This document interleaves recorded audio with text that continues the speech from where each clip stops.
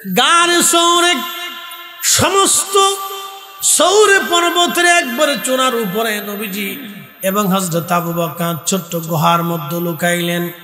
একটা কবুতর এসে গুহার সামনে বাসা বানায়া ডিম পারল। মাকড়সা এসে সুন্দর করে গুহার সামনে বাসা বানিয়ে ফেলল। এই জন্য কিয়ামত পর্যন্ত মাকড়সাকে কখনো খাবার আনার জন্য দৌড়াইতে হবে না। ও জাল পেতে বসে থাকবে, আল্লাহ তার জালের মধ্যে খাবার পাঠাবে। আর কবুতর ডিম পারল। ইমাম ইবনু কাসির আল বেদায়ের মধ্যে লেখেন, সেই কবুতর এখনো হেরেমের ভিতরে আছে। কোটি কোটি হাজি 1450 বছর ধরে সেই কবুতরকে খাবার খাওয়াইতেছে। সৌদির বাচ্চারা পর্যন্ত এই কবুতর তাড়াবে না। পৃথিবীর যত রাজা বাচ্চা আসবে কবুতর তাড়াবে না। কোটি কোটি হাজি আসবে, যাবে, কবুতর তাড়াবে না। একটা কবুতর কেউ মারবে না, একটা কবুতর কেউ ধরবে না, একটা কবুতর কেউ খাবে না, একটা কবুতর কেউ চুরি করবে না। ওই কবুতর ওইখানেই থাকবে, কারণ ওই কবুতরের পূর্ব বংশ একটা কবুতর ডিম পেড়েছিল। আমার নবী পাহারা দেওয়ার জন্য কবুতরের মর্যাদা বেড়ে গেল। একবার জোরে বলা যাবে কি মারহাবা।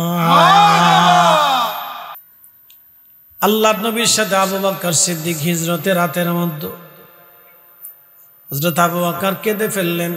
নবী বলেন, আবু বকর কাঁদো কেন? বলে, হুজুর ভয় লাগতেছে, যদি দেখে ফেলে তাহলে ওরা আপনাকে আমার সামনে কষ্ট দিবে। আমি এই ভয়ে কাঁদি, আমার সামনে আমার রাসূলকে কষ্ট দিবে। আল্লাহর নবী বলেন, আবু বকর আমি আর তুমি একা না, আমাদের সাথে আল্লাহ আছে। সুবহানাল্লাহ। 3 দিন পর্যন্ত গারে সৌর পর্বতে নবী থেকে ওখান থেকে বের হয়ে রওনা হয়ে গেলেন। যেতে যেতে যেতে যেতে পথ আরবের, এই আপনার আরব সাগরের পার হয়ে রওনা করলেন। সাগরের কিনারা ঘেঁষে নবীজি বের হয়ে গেলেন। তাদের একজন পথিক সফর সঙ্গী, যিনি পথ দেখায় দেখায় নিয়ে যাচ্ছিলেন। আবু বকর এবং আমার নবীজি দুইজন। এমন সময়ে আল্লাহু আকবার, আল্লাহু আকবার, আমার নবীজি রওনা হয়ে গেলেন। আবু বকর সিদ্দিক রাদিয়াল্লাহু আনহু স্ত্রী পুত্র সন্তান সব কিছু রেখে দিয়ে আমার নবীর সঙ্গে নবীজির সঙ্গে রওনা হয়ে চলে গেলেন। আল্লাহু আকবার। বন্ধু আমার, সন্তানের কথা তোরা মনে রাখে নাই, এরা সাহাবী। সন্তানের কথা মনে রাখে নাই, তারা সাহাবী, তারা সাহাবী, তারা সাহাবী। এরকম প্রত্যেকটা সাহাবীর জীবন যদি আপনি দেখেন, আল্লাহ তারা আমার নবীর জন্য নিবেদিত প্রাণ হয়ে ঘর সারা হয়ে চলে গেলেন। সাহাবী খাব্বাবের পিঠের গোশত উঠিয়ে ফেললো তারা, কিন্তু কালেমা ছাড়লেন না। সুমাইয়ার জীবন চলে গেল, কিন্তু সুমাইয়া ঈমান হারলেন না। ইয়াসারকে 2 কাজ থেকে মাঝখান থেকে ফেলে দেওয়া হলো, তারপর জীবন দিল, কিন্তু ঈমান দিল না। তারা সাহাবী, সাহাবী, তারা সাহাবী। এ মুসলমান, খুব মনোযোগ দেবেন। নবীর আরেকজন সাহাবী, তার নাম হযরতে আব্দুল্লাহ যুল বাজাদাইন রাদিয়াল্লাহু আনহু। সে যৌবনকালে যুবক বয়সে তাগড়া যুবক, তখন মদিনার সবচেয়ে বড় ধনাঢ্য পরিবারের সন্তান। তার বাবা ইয়াহুদি ছিল, অনেক সম্পদের মালিক। আব্দুল্লাহ সুন্দর সুন্দর দামি দামি পোশাক পরতো, মদিনার দামি দামি খাবার সে খাইত। আল্লাহর নবীর কাছে সে কালেমা পড়ে মুসলমান হয়ে গেলেন। কালেমা পড়ে যখন মুসলমান হলেন আব্দুল্লাহ যুল বাজাদাইন, যখন বাড়ি চলে গেলেন, তার চাচা ডাক দিল, আব্দুল্লাহ কোথায় গিয়েছিল, তোমাকে দেখি না। বলে, চাচা যান, আমি রাসূলের দরবারে যাই কালেমা পড়ে মুসলমান হয়ে গেছি। আব্দুল্লাহর চাচা ডাক দিয়ে বললেন, আব্দুল্লাহ কালেমা পড়েছিস, তাহলে তুই মুসলমান হয়ে গেছিস। আমরা ইয়াহুদি, তুই মুসলমান, অতএব আমাদের বাড়ি আর থাকতে পারবি না, আমাদের বাসন আর খেতে পারবি না, আমাদের চাদর আর ঘুমাইতে পারবি না, আমাদের বিছানায় আর বসতে পারবি না, আমাদের এলাকায় আর থাকতে পারবি না, চলে যাও। এ আব্দুল্লাহ, তোকে ছেড়ে দিলাম, চলে যা, তুই কোনদিন আর আসবি না আমাদের সামনে। সমস্ত সম্পদ থেকে তোরে বয়কট করলাম, জুদা করে দিলাম, সম্পদের আশায় আসবি না। আব্দুল্লাহ চলে যাবে, চাচা ডাক দেখে আব্দুল্লাহ রে, সম্পর্ক তো এখানেই শেষ, তাহলে তোর জুব্বাখানা খুলে দাও। আব্দুল্লাহ বললেন চাচা জুব্বাখানা রেখে দাও। বলে আব্দুল্লাহ রে, জুব্বা যদি না দিস টেনে খুলে নিয়ে যাব, কারণ ওই জুব্বাটা আমাদের পয়সার কেনা, আমাদের টাকার কেনা, জুব্বা খুলে দে। আব্দুল্লাহ জুব্বা খুলে দিলেন, পরন আছে তহবন লুঙ্গি। এখন আব্দুল্লাহর চাচা ডাক দে, বলেন আব্দুল্লাহ রে লুঙ্গি খানা খুলে দে। আব্দুল্লাহ বলেন চাচা যান, আমার সতর ডেকেছে, আমার ইজ্জত ঢাকা আছে, দয়া করে এই লুঙ্গি খানা আমার ভিক্ষা দিয়ে দেন। তখন চাচা ডাক দেখে আব্দুল্লাহ রে, যদি লুঙ্গি খানা না দিস জোর করে টেনে খুলে নিয়ে যাব। কালেমা পড়েছিস, মুহাম্মাদের কাছে চলে যা, আমাদের কাছে কিছুই পাবি না। এই কোরআন আল্লাহ বলেন ফাআম্মাল ইয়াতীমা ফালা তাকহার ওয়া আম্মাস সাইলা ফালা তানহার। নবীজি আপনি এতিমরে ধমক দিবেন না, একসাথে বলেন মারহাবা। আপনি এতিমরে তাড়ায় দিবেন না, আপনি এতিমের আশ্রয়দাতা হয়ে যান, কারণ আপনার আমি এতিম অবস্থায় পাইছিলাম, আপনার আশ্রয় দিয়েছিলাম। নবী আপনি এতিম ছিলেন, ছোট্টকালে বাবা হারিয়েছেন, আবার মা হারিয়েছিলেন। ইয়া রাসূলুল্লাহ আপনার এতিম থেকে আমি আল্লাহ আজ মহা সম্মানিত করেছি। হুজুর ফাআম্মাল ইয়াতীমা ফালা তাকহার ওয়া আম্মাস সাইলা ফালা তানহার। আপনি এতিমকে কষ্ট দিবেন না নবী। এতিম কেমনে পালা লাগবে আমার আল্লাহ নবীকে শিখাইলেন, কারণ আমার নবী কাল্লা এতিম বানিয়েছিলেন। এতিম এতিম এই জন্য আল্লাহ নবী বললেন, তোমরা যদি এতিম দেখো তাহলে মাথায় হাত বোলায় দাও, তারে আদর করো, তার প্রয়োজন মিটাও। কারণ যার মা নাই সে জানে মা কি জিনিস, যার বাবা নাই সে জানে বাবা কি জিনিস, যার মা নাই তার সে জানে মা কি জিনিস। এ নারী সমাজ আপনাদেরকে আজ আমি একটা নসিহত করে যাব। আমার বোন, আমার অনেকের স্ত্রী মারা যায়, দ্বিতীয় স্ত্রী গ্রহণ করে। আগের স্ত্রীর ঘরে আল্লাহ সন্তান দিয়েছে, বাবাটা বাহিরে বাহিরে কাজে থাকে, সৎ মা ওই বাচ্চাগুলির ঠিক মতো খাইতে দেয় না, কষ্ট দেয়। বোন আমার আল্লাহর হস্তে বলে পায়ে হাত দিয়ে বলে দিয়ে গেলাম, বোন আমার এই ওয়াজ দ্বারা শুনবা, আল্লাহর কসম করে বলি, ওই এতিম সন্তানকে তুমি যদি আঘাত করো বোন, আল্লাহর কসম কিয়ামতের ময়দান তোমার জন্য হবে সন্ন সারা, সন্ন সারা। তুমি এত কঠিন পরিস্থিতির শিকার হবে মেহশরের মাঠে।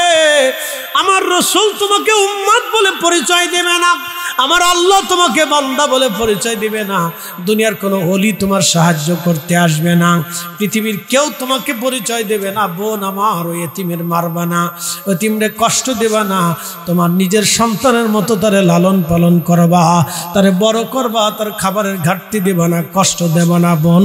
আল্লাহর দোহাই দিয়ে বলে যাই বোন, তোমার সর্বনাশ হয়ে যাবে।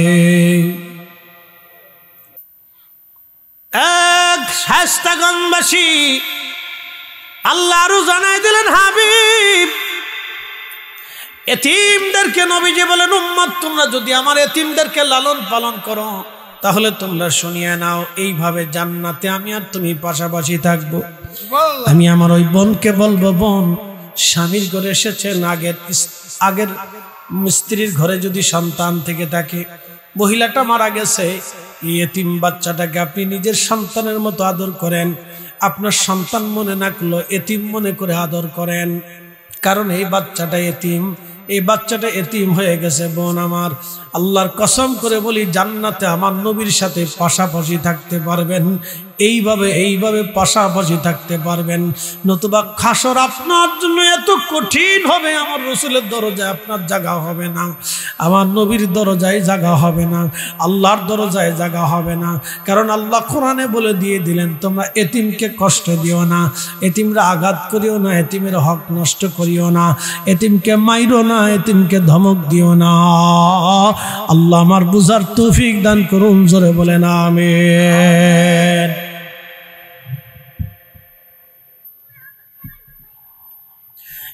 শায়েস্তাগঞ্জবাসী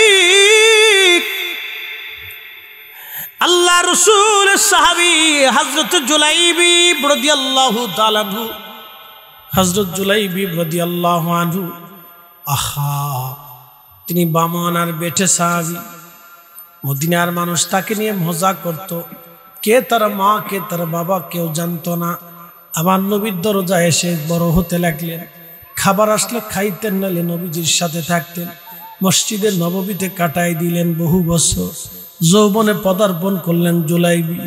এই জন্য এতিমখানা যদি থাকে বোন, বাবা আমার এতিমখানা আশেপাশে থাকলে এতিমখানায় টাকা দিবেন, এতিমদের জন্য খাবার পৌঁছাবেন, এতিমদেরকে অর্থ সাহায্য করবেন, এতিমদের ঘরে চাল দিয়ে আসবেন।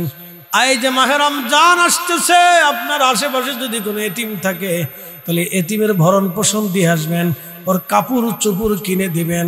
আপনার সন্তানকে যেমন করে কাপড় কিনে দিবেন, এতিম দরিদ্র থাকলে এতিমরা ওইভাবে কাপড় কিনে দিবেন। আল্লাহর আরশ আজিম খুশি হয়ে যাবে, আমার মাওলা রাজি হয়ে যাবে, আমার রসুল রাজি হয়ে যাবে। নবী রাজি, আল্লাহ রাজি, নবী রাজি, আল্লাহ রাজি। আমার নবী নিজেও এতিম, এই জন্য এতিমদেরকে ভালোবাসলে আমার নবী নিজে রাজি হয়ে যায়। আপনি দোয়া করে দেন যাতে বৃষ্টি হয়। সুলাইমান বললেন তাহলে আসো আমরা বিরাট বড় প্রান্তরে সবাই মিলে সালাতুল ইস্তিসকার নামাজ পড়ি, যাতে আমার রব আল্লাহ বৃষ্টি দেয়। দিন তারিখ নির্দিষ্ট করে সুলাইমান নবী রওনা করলেন। হাজার হাজার উম্মত নিয়ে প্রান্তরের মাঠের মধ্যে তারা নামাজের জন্য রওনা করলেন। কিছু দূর যাওয়ার পরে সুলাইমান আলাইহিস সালাম দেখে একটা ব্যাঙ নিচের দুই পায়ের উপরে ভর দিয়া, ব্যাঙের সামনের দুইটা হাত, সামনের দুইটা পা, আর হাত বলেন আর পা বলেন, ব্যাঙের সামনের দুইটা হাত বলেন আর পা বলেন। এইভাবে আল্লাহর দরবারে হাত দুইটা বাড়ায় দিয়ে, আল্লাহ ব্যাঙ বানাইছো, পানি ছাড়া চলে না। আল্লাহু আকবার। ব্যাঙ বানাইছো আল্লাহ, পানি ছাড়া চলে না। মখলুক বানাইছো, সৃষ্টি করছো আল্লাহ, পানি ছাড়া চলে না। আল্লাহ তুমি জানো কষ্ট হয়, বৃষ্টি দাও গো মালিক। আল্লাহ আমি ব্যাঙ তোমার কাছে কইতেছি, আল্লাহ বৃষ্টি দাও, আল্লাহ বৃষ্টি দাও। ব্যাঙে ঘড়াত ঘড়াত করে ডাকতেছে আর আল্লাহরে ডাকতেছে। আল্লাহু আকবার, আল্লাহু আকবার। নবী সুলাইমান ডাক দেখে, আমার উম্মতরা ফিরে চলো, বৃষ্টি চাওয়া লাগবে না, নামাজ পড়া লাগবে না, দোয়া করা লাগবে না, বৃষ্টি আসবে। বলে হুজুর কেমনে বৃষ্টি আসবে? আমরা তো নামাজই পড়লাম না, দোয়াও করলাম না। আল্লাহর বান্দারা তোমরা দেখো নাই, আমি দেখছি একটা ব্যাঙ দুই হাত বাড়াই আল্লাহর দরবারে বৃষ্টি চাইতেছে। ব্যাঙের দোয়া আল্লাহ কবুল করে নিছে, বৃষ্টি আসবে। চলো দোয়া করা লাগবে না, ব্যাঙের দোয়া আজ কবুল হয়ে গেছে। জোরে বলেন না মারহাবা। কিসে দোয়া করে?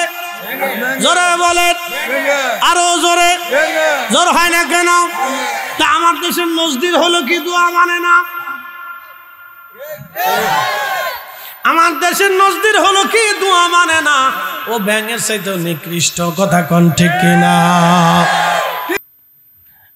মুসলমান, তারা সাহাবী, সাহাবীদের মতো ঈমান আনতে হবে। আল্লাহর নবী বলেন, আল্লাহ আল্লাহ ফি আসহাবি, আল্লাহ আল্লাহ ফি আসহাবি। আমার উম্মত সাহাবীদের ব্যাপারে তোমরা আল্লাহকে ভয় করো, আল্লাহকে ভয় করো, আল্লাহকে ভয় করো।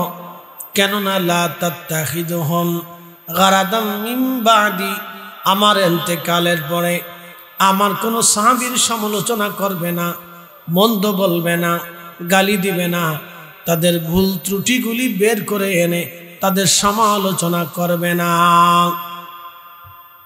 ফামান আহাব্বাহুম ফাবিহুব্বি আহাব্বাহুম ওয়া মান আবগাদানি ফাবিবুগদি আবগাদাহুম।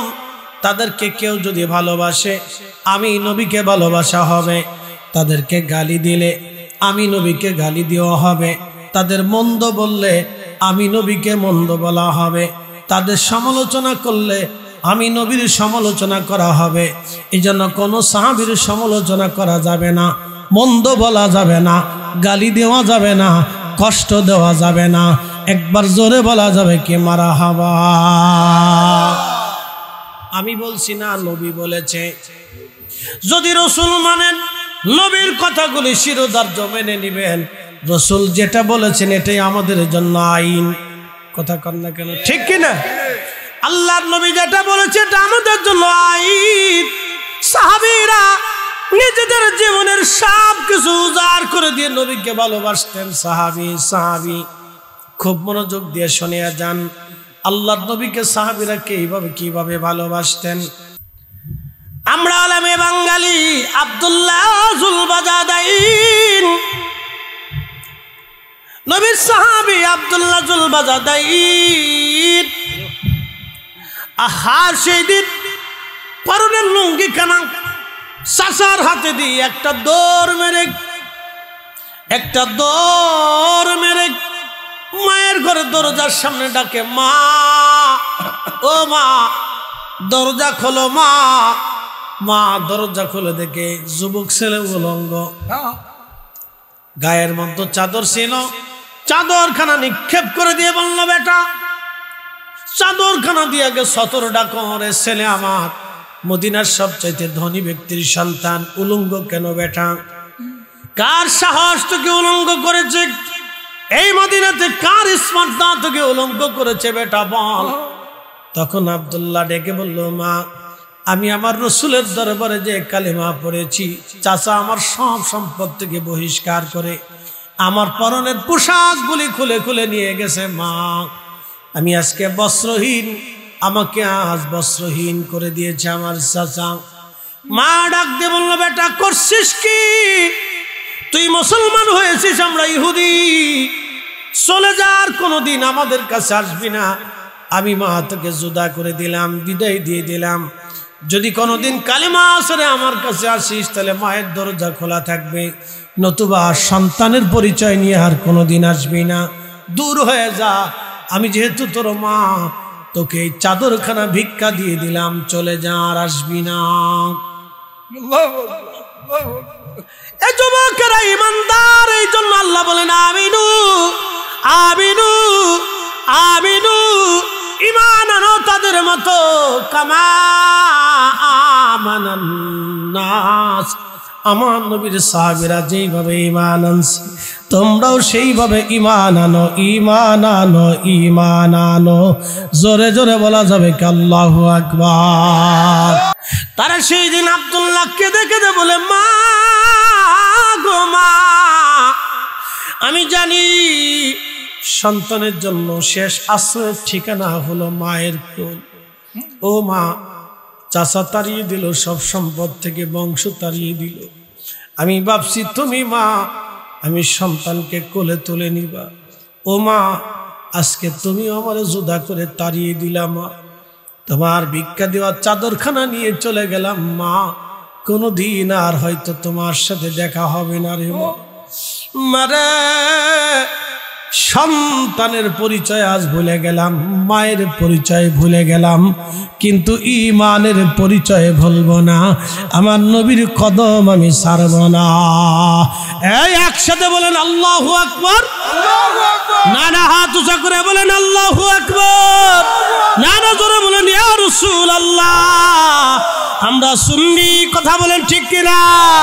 জীবনের শেষ সময় পর্যন্ত নবীর কদম ছাড়ব না। রাজি আছি না? না হাত উঁচা করে দেখাই। আল্লাহ কবুল করুক, জোরে বলেন আমিন। আব্দুল্লাহ কেঁদে কেঁদে বিদায় নিয়ে চলে গেল। কোনদিন আর তিনি ফিরে আসে নাই। ওই যে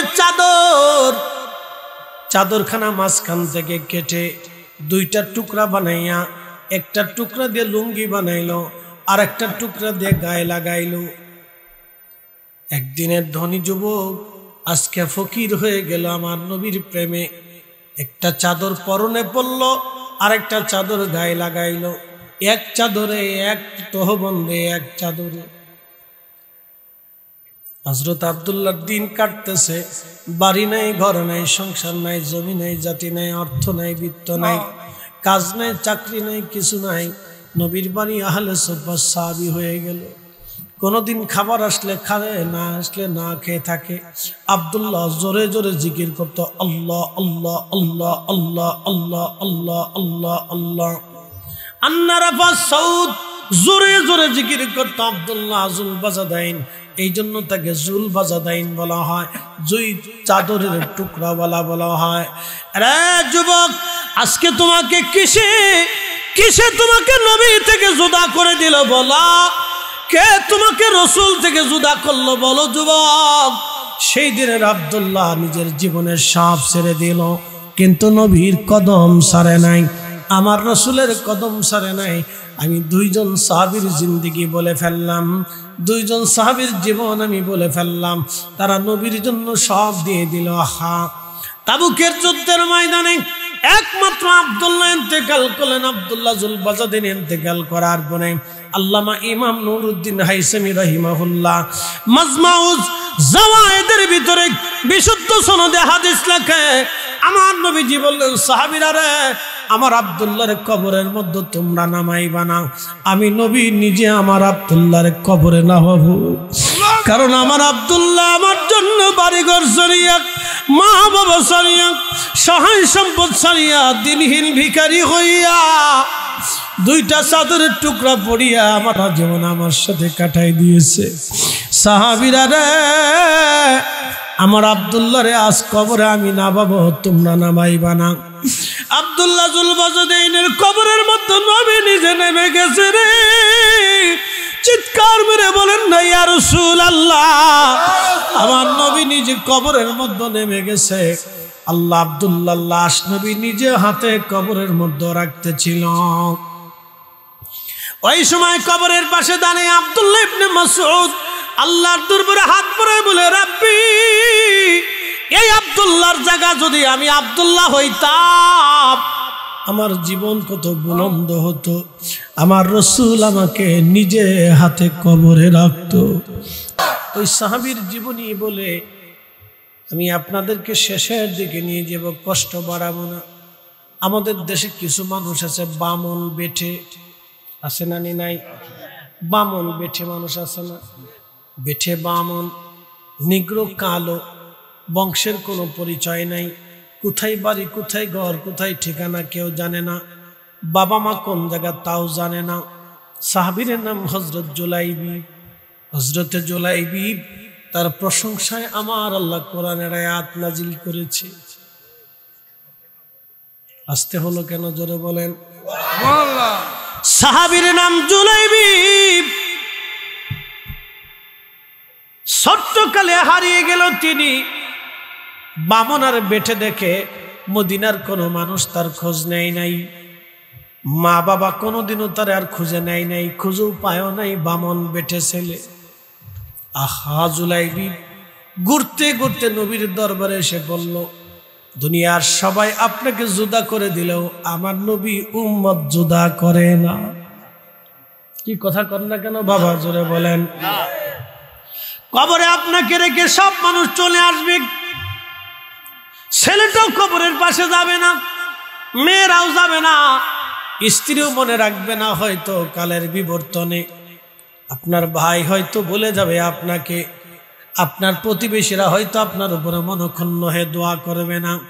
কিন্তু শুনে যান, তিনি এমন একজন নবী, উম্মতের কঠিন বিপদের সময় নবী মদিনায় থাকে না, উম্মতের কাছে নবী তশরিফ আনে, উম্মতের তরাইয়া তরাইয়া জাহান্নাম থেকে বাঁচায়। একবার জোরে বলা যাবে কি আল্লাহু আকবার। এ মুসলমান, ওই নবীর আদর্শ মানবেন না তো কার আদর্শ মানবেন? তাকে খুশি করবেন না তো কাকে খুশি করবেন? ওই নবীর সাহাবীরা নবীকে রাজি করেছিল কেমনে? আব্দুল্লাহ জুলবাজাদাইন নবী খুশি করলো, আবু বকর নবী খুশি করলো, বেলাল নবী খুশি করলো, সুমাইয়া নবী খুশি করলো, ইয়াসার নবী খুশি করলো, হযরত খাব্বাব নবী খুশি করলো। ১৬ লক্ষ সাহাবী আমার নবী খুশি করলো, নবী রাজি করলো, নবী রাজি করে তার আল্লাহ রাজি করলো। নবী রাজি হলে আল্লাহ রাজি হয়। আল্লাহ জানাইলেন, কুল ইন কুনতুম তুহিব্বুনা তুহিব্বুনাল্লাহ ফাত্তাবিউনি ইউহিব্বুকুমুল্লাহ। নবী গো, আপনাকে খুশি করলে, আমাকে যদি খুশি করতে চায়, আমি আল্লাহকে যদি ভালোবাসতে চাই, নবী উম্মতকে জানিয়ে দেন সেজন্য আপনি নবীরে খুশি করে আপনাকে ভালোবাসে। আপনার ইত্তেবা অনুসরণ যদি করে তাহলে আমি আল্লাহর অনুসরণ হয়ে যাবে, আমি আল্লাহকে খুশি করা হবে। জোরে কোন মারহাবা। সাহাবীদের মর্যাদা নিয়ে এই আয়াতে আমার রব আমার আল্লাহ বললেন, আমি তাদেরকে বললাম তোমরা ঈমান আনো, আমিনু ঈমান আনো কামা আমানান নাস। আন-নাসের তাফসীর পৃথিবীর সমস্ত তাফসীর, তাফসীরে তাবারি, তাফসীরে হাতিম, তাফসীরে মাআলিমুত তানজিল, তাফসীরে বাগাবী, তাফসীরে বাইজামি, তাফসীরে রুহুল বায়ান, তাফসীরে রুহুল মাআনি, তাফসীর ইবনে কাসির, তাফসীর আবু সাউদ, পৃথিবীর যত বড় বড় বড় বড় তাফসীরের কিতাব আছে সব তাফসীরের মধ্যে আসে নাসের তাফসীর করতে যায় সবাই লেখেন আই সাহাবা সাহাবা সাহাবা। আল্লাহ বললেন, এ বান্দারা তোমরা সেইভাবে ঈমান আনো যেইভাবে আমার নবীর সাহাবীরা ঈমান আনছে, আমার নবীর সাহাবীরা ঈমান আনছে, তোমরা সেইভাবে ঈমান আনো। আমার নবীর সাহাবীরা যেইভাবে ঈমান আনছে তোমরা সেইভাবে ঈমান আনো। একবার জোরে বলা যাবে কে মারহাবা।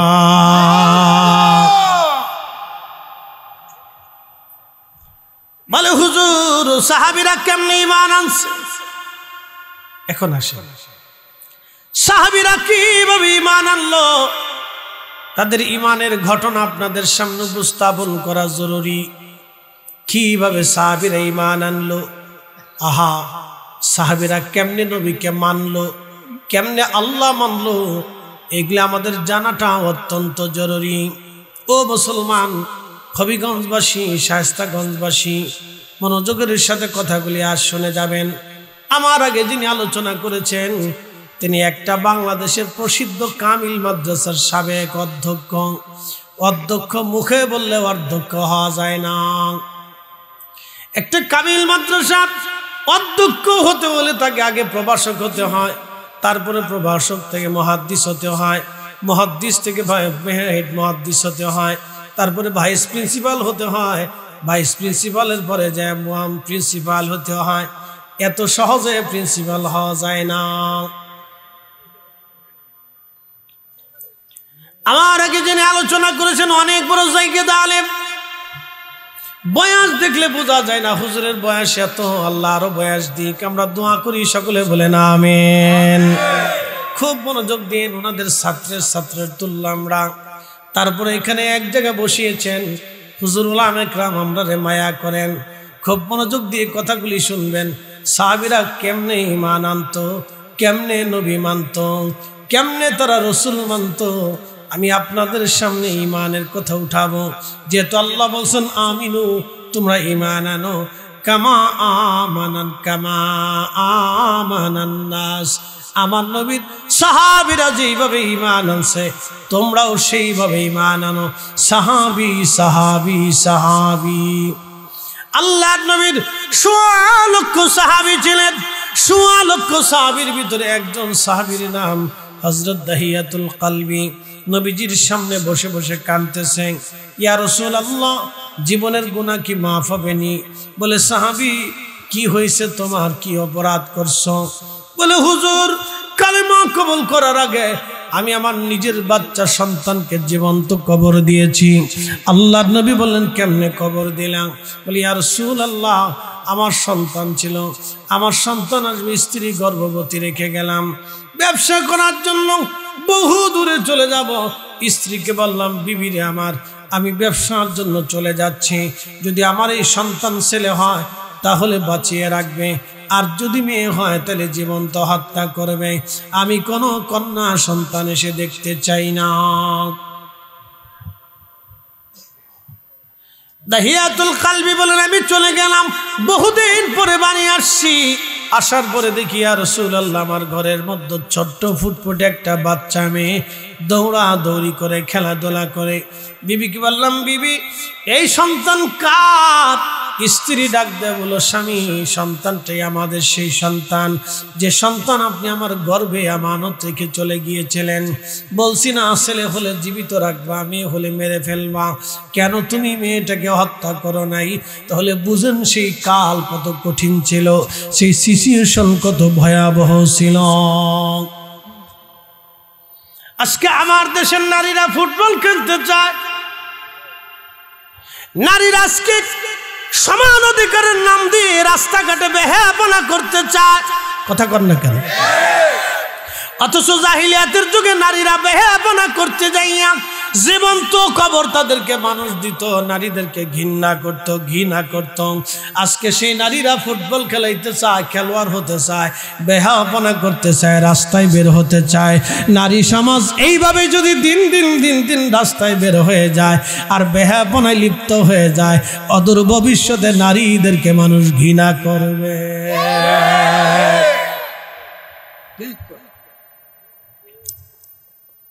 দাহিয়াতুল কলবি বলে স্ত্রীকে বললাম, বিবি কেন কন্যা সন্তান হত্যা করো নাই?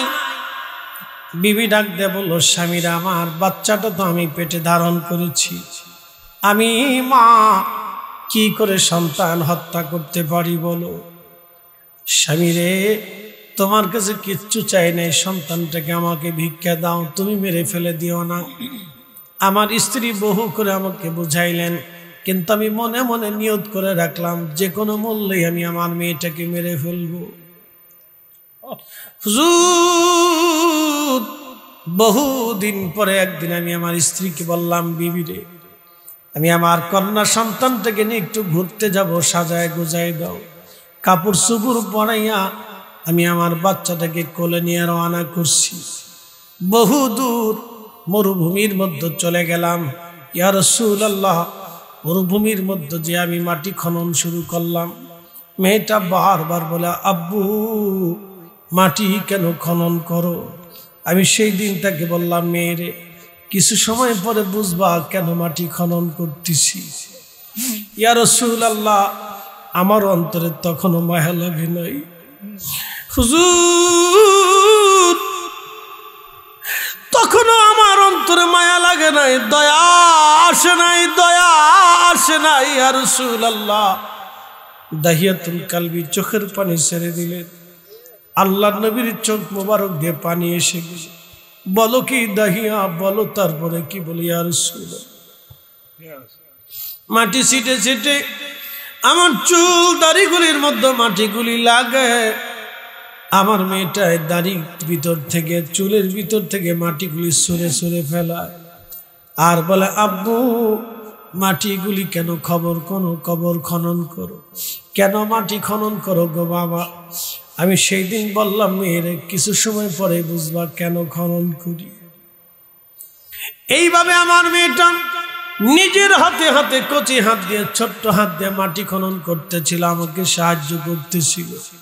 হুজুর আমার তখনও মায়া লাগে নাই, আমার তখনও দয়া হয় নাই। ইয়া রাসূলুল্লাহ আমার তখনও দয়া লাগে নাই নবী গো।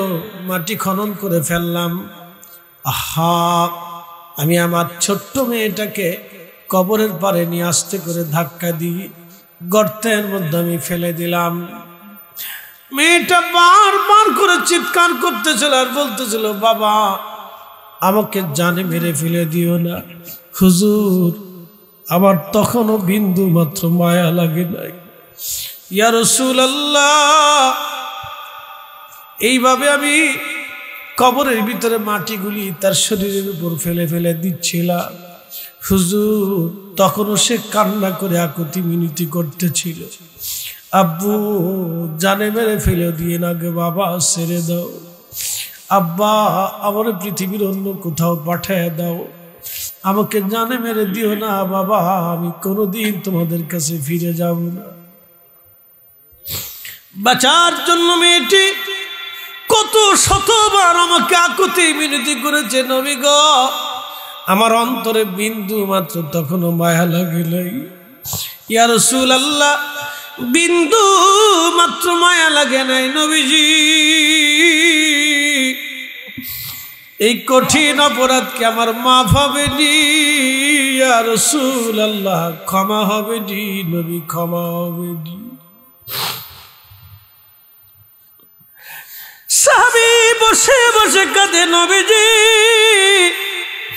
ক্ষমা হয়েছে নি আমার, এত বড় অপরাধ, এত বড় গুনাহ মাফ হয়েছে নি, মাফ হয়েছে নি। এরা সাহাবী সাহাবী, তারা সাহাবী, তারা ভুলের জন্য এইভাবে কাঁদত, ভুলের জন্য তারা আল্লাহর কাছে কাঁদত। আমার আল্লাহ কোরআনে বলেন রাদিয়াল্লাহু আনহুম ওয়া রাদু আন, আমি আল্লাহ তাদের উপরে খুশি, তারা আমি আল্লাহর উপরে খুশি, আমি আল্লাহ তাদের উপরে খুশি, তারা আমি আল্লাহর উপরে খুশি।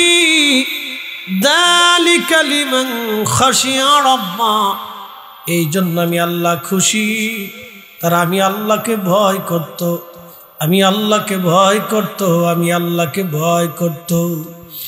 আমার নবীর সাহাবীরা আমি আল্লাহকে ভয় করত, আমার নবীর সাহাবীরা আমি আল্লাহকে ভয় করত, এজন্য আমি আল্লাহ খুশি, আমি আল্লাহ তাদের উপরে রাজি হয়ে গেছি। চিৎকার মেরে বলেন আল্লাহু আকবার। সাহাবী দাহিয়াতুল কালবি বসে বসে কাঁদে, নবীজি ক্ষমা হয়েছে নি ইয়া রাসূলুল্লাহ, ক্ষমা হয়েছে নি, আমার গুনাহ মাফ হয়েছে নি গো নবীজি। আল্লাহর নবী চোখের পানি ফেলে ফেলে কাঁদতেছিলেন। দাহিয়াতুল কালবি করছো কি? বলে হ্যাঁ ইয়া রাসূলুল্লাহ, আমি আমার মেয়েটাকে জীবন্ত কবরে জীবন্ত মাটি চাপা দিয়ে রাখছি, হুজুর ক্ষমা হয়েছে নি আমার, আমার বিন্দু মাত্র দয়া লাগে নাই। আল্লাহর নবী চোখের পানি ফেলে ফেলে ফেলে কেঁদে কেঁদে বললেন দাহিয়াতুল কলবি, যখনই তুমি লা ইলাহা ইল্লাল্লাহর কালেমা পড়ছো, যখনই তুমি রিসালাতের সাক্ষ্য দিয়েছ, তোমার জীবনের সব গুনাহগুলি আমার আল্লাহর সাথে সাথে দয়া পরবশয়ে মাফ করে দিয়েছে। চিৎকার মেরে জোরে বলেন আল্লাহু আকবার। সাহাবী রাসূল জুলাইবিব, নবী বললেন জুলাইবিব তোমার তো বয়স হয়ে গেছে, যৌবনে পদার্পণ করছো, তোমাকে একটা বিয়ে দেওয়ার দরকার। হযরত জুলাইবিব ডাক দিয়ে বলেন ইয়া রাসূলুল্লাহ, মদিনার মানুষ আমাকে নিয়ে হাসি তামাশা করে আনন্দ করে যেতাম এমন বেঠে, তারপরে আমি নিগ্র কালো, 2 নম্বর আমি দরিদ্র, 3 নম্বর আমি বেঠে বামন মানুষ, 4 নম্বর আমার মা বাবার বংশের পরিচয় আমি নিজেও জানি না, কোথায় আমার ঠিকানা। হুজুর আমার মতো পরিচয়হীন মানুষের সাথে মদিনার মানুষ মেয়ে বিয়ে দেবে না। আল্লাহর নবী বললেন জুলাইবিব আমি নিজে তোমাকে বিয়ে দেব। আল্লাহু আকবার। মদিনার এক আনসারী ধনী ব্যক্তি, প্রিয় নবী তাকে ডাক দিলেন, আনসারী তোমার ঘরে না একটা সুন্দরী মেয়ে আছে? বলে হ্যাঁ ইয়া রাসূলুল্লাহ, মদিনার মানুষ এমনিতেই সুন্দর, তারপরও মদিনার মধ্যে পরমা সুন্দরী একটা মেয়ে, বুঝতেই পারতেছেন সুন্দরের পরেও সুন্দর। মদিনার মানুষ এমনি সুন্দর, শুধু সুন্দর না চরিত্র সুন্দর। মদিনার কোনো মেয়ে কখনো বেহায়া পাবেন না, অরিজিনাল মাদানী নারী জীবনেও আপনি তাদের দেখতে পারবেন না। অরিজিনাল মাদানী নারী জীবনেও কোনোদিন আপনি পর্দার বাহিরে তাকে পাবেন না। অরিজিনাল মাদানী নারীরা বড় লাজুক এবং পর্দাসীন, বড় সুন্দর চরিত্রবান।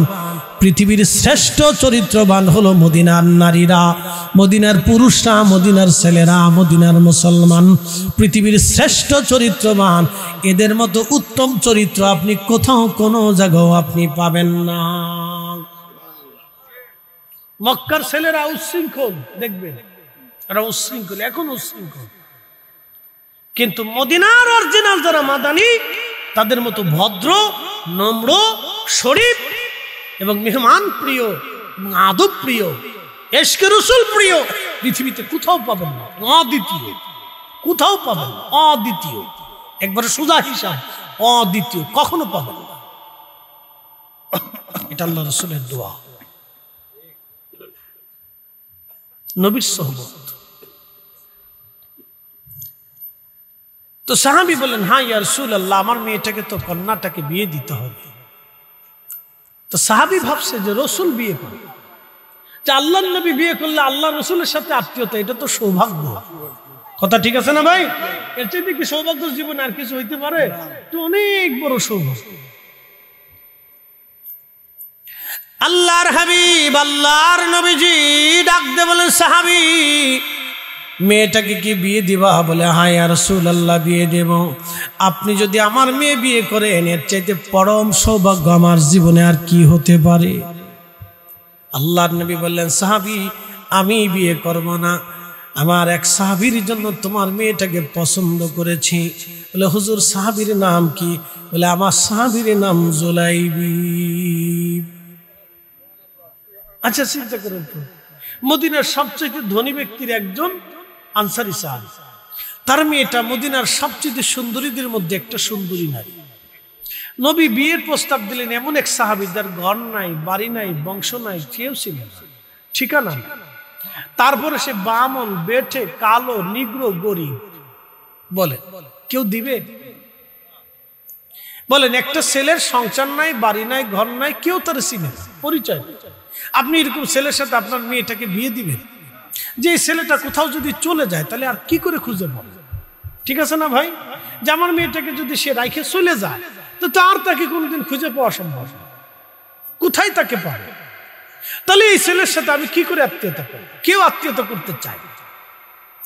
আল্লাহর নবী এমন প্রস্তাব দিলেন, এই সাহাবীর জন্য বড় কঠিন হয়ে গেল।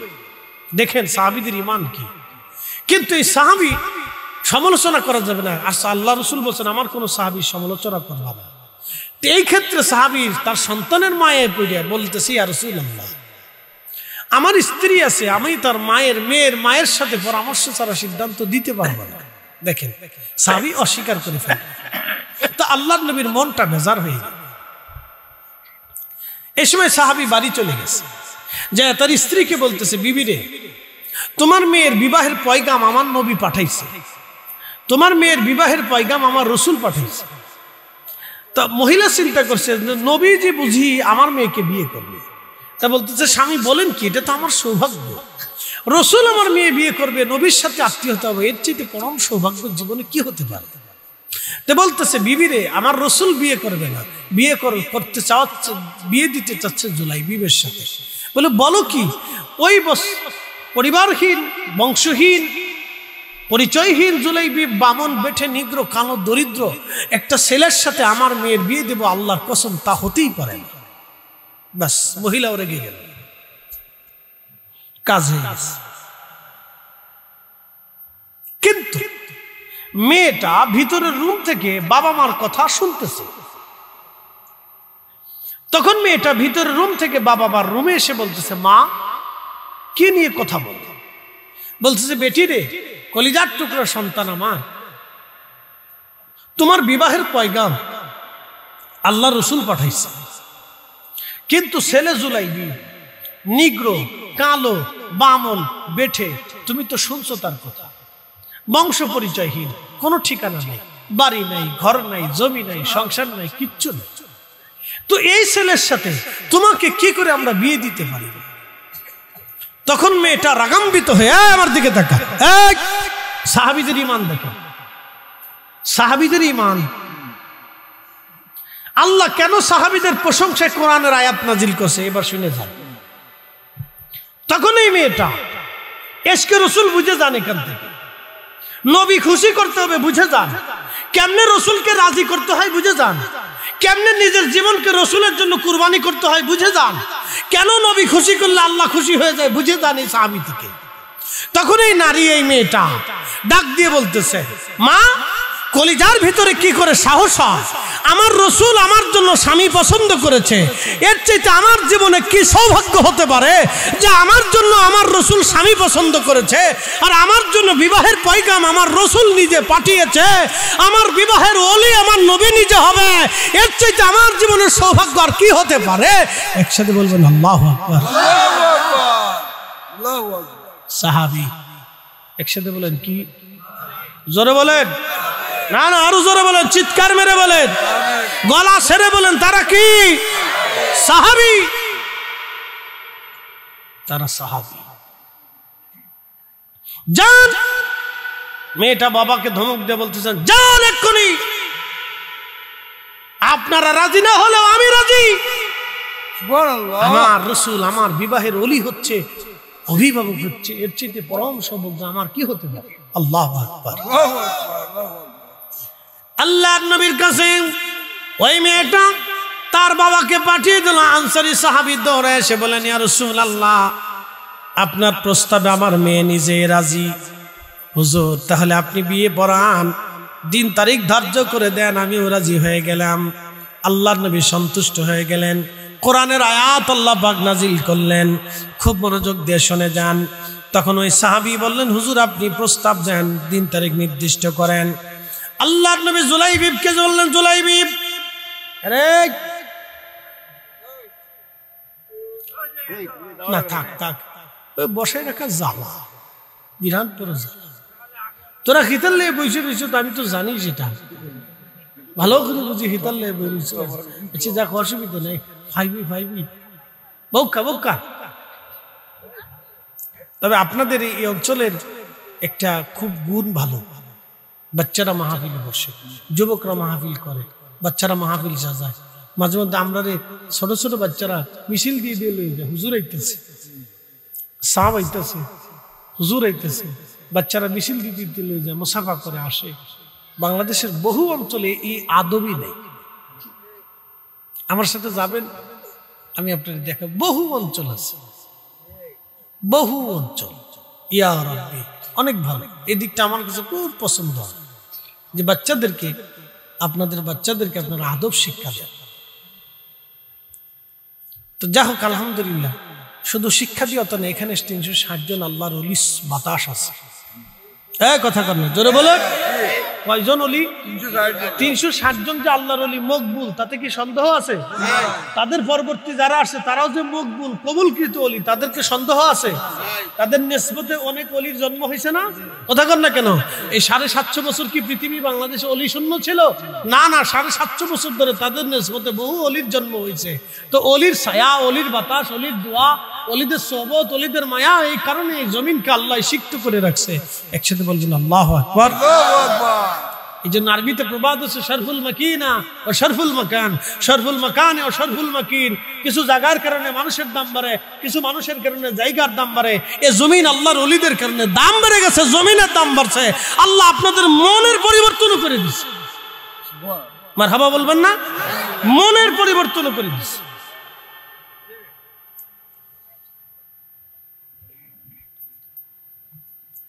এ মুসলমান, খুব মনোযোগ দিয়ে শুনিয়া যান। হযরত জুলাইবিবকে নবী বললেন, জুলাইবিব বিয়ের সামানা জোগাড় করো। জুলাইবিব বিয়ের সামানা জোগাড় করা শুরু করলেন। সে অত্যন্ত দরিদ্র পীড়িত ছিল। অন্যান্য ধনী ধনী সাহাবীরা তারে কিছু না কিছু দিতে লাগলো। একটা পর্যায়ে এসে হযরত জুলাইবিব রাদিয়াল্লাহু আনহু বিয়ের সামানা জোগাড় করলেন। মসজিদের ভিতরে বিয়ের অনুষ্ঠান হয়ে গেল, ইজাব কবুল হয়ে গেল। নবীজি খেজুর খাওয়াইলেন। এমন সময় আল্লাহর নবী বললেন, তোমরা কে যাবে আমার সাথে জিহাদের ময়দানে? যুদ্ধের দামামা বেজে গেছে। যারা জিহাদে যেতে চাও তারা আমার সাথে রওনা হও। হযরত জুলাইবিব দেরি করলেন না। তিনি সাহাবী রাসূল চিন্তা করলেন, আমি শ্বশুর বাড়ি, আত্মীয় বাড়ি, স্ত্রী নিয়ে আমি আনন্দিত হব, আর আমার নবী যুদ্ধের ময়দানে কাটাবে, তা হয় না, হয় না। আমি স্ত্রীর কাছে যাব না, আমি জিহাদের ময়দানে চলে যাব। সাহাবী জুলাইবিব সুন্দরী রূপসী স্ত্রী একটা নজর দেখারও চিন্তা রওনা হয়ে গেলেন আল্লাহর নবীর সাথে জিহাদের ময়দানে। জোরে বলা যাবে আল্লাহু আকবার। সাহাবী সাহাবী সাহাবী। এই মুসলমান কোথায় পাবেন আপনি বলেন তো?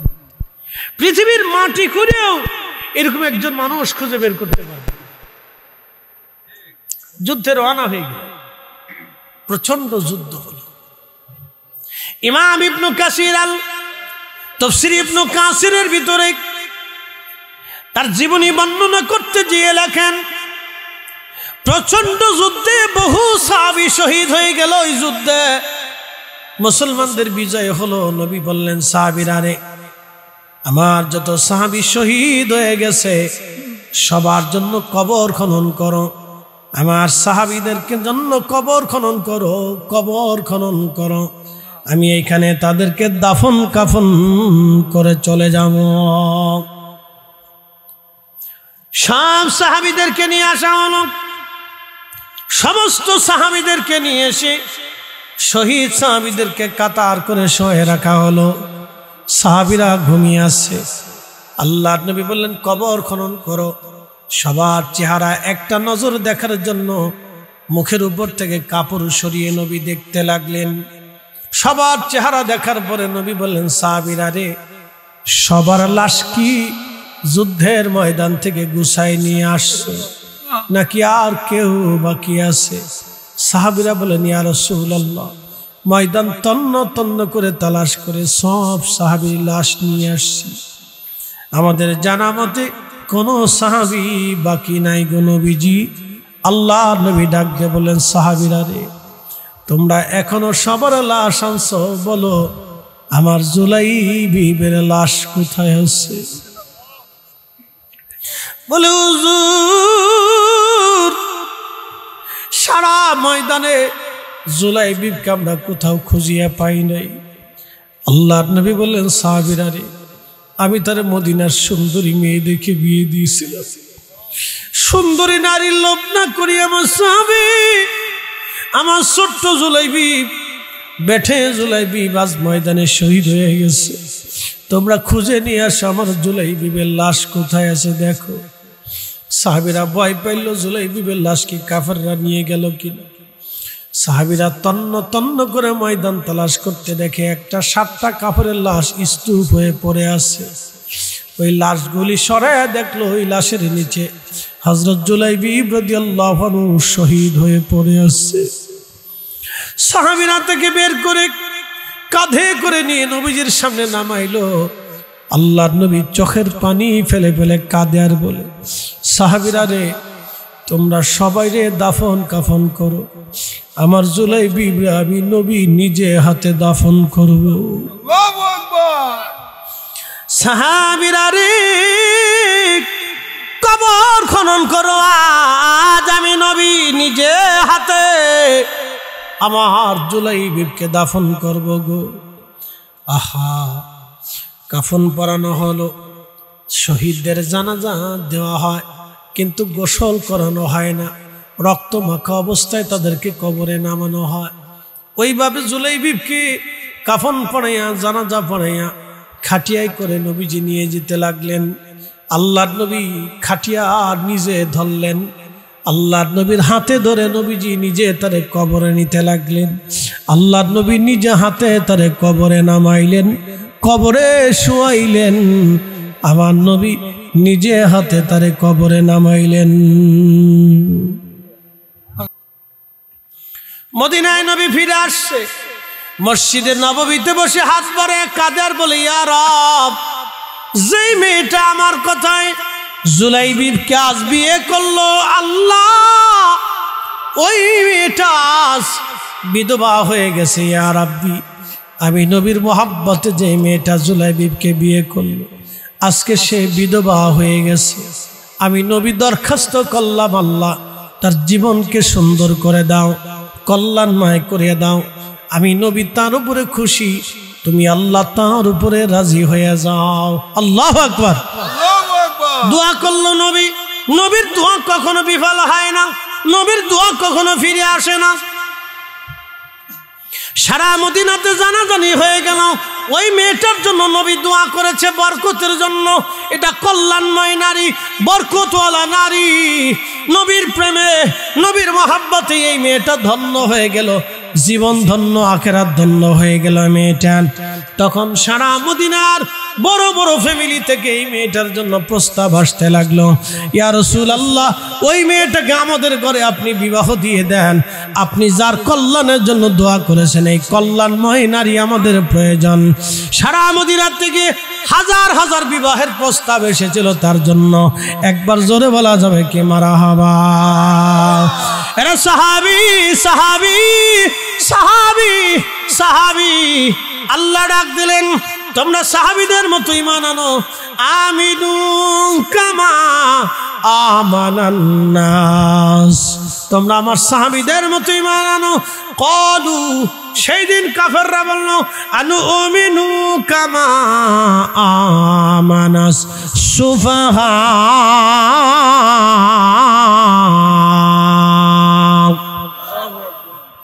আমরা কি নির্বোধ আর বোকাদের মতো ঈমান আনব? সেদিন সাহাবীদেরকে তারা বোকা বলেছিল, নির্বোধ বলে গালি দিয়েছিল। আমার আল্লাহ তার উত্তর দিয়ে দিলেন এইভাবে, আলা ইন্নাহুম হুমুস সুফাহা। যা সাবধান, যারা আমি নবী সাহাবীদেরকে নির্বোধ বলে গালি দেয়, তারা নির্বোধ, তারাই বোকা, তারাই নির্বোধ, তারা বোকা, তারা নির্বোধ, তারা নির্বোধ, তারা বোকা, তারা বোকা, তারা বোকা। এই জন্য সাবধান, কোন সাহাবীর সমালোচনা করবেন না, গালি দিবেন না, মন্দ বলবেন না। আল্লাহ এবং তার নবী নিষেধ করে দিয়েছে। আল্লাহ সাহাবীর মর্যাদা বোঝার তৌফিক দান করুন, জোরে বলেন আমিন। এসেছেন যত নবী সকলেরই ইমাম, সালাম নবী তোমায় হাজারো সালাম, ইয়া নবী সালাম।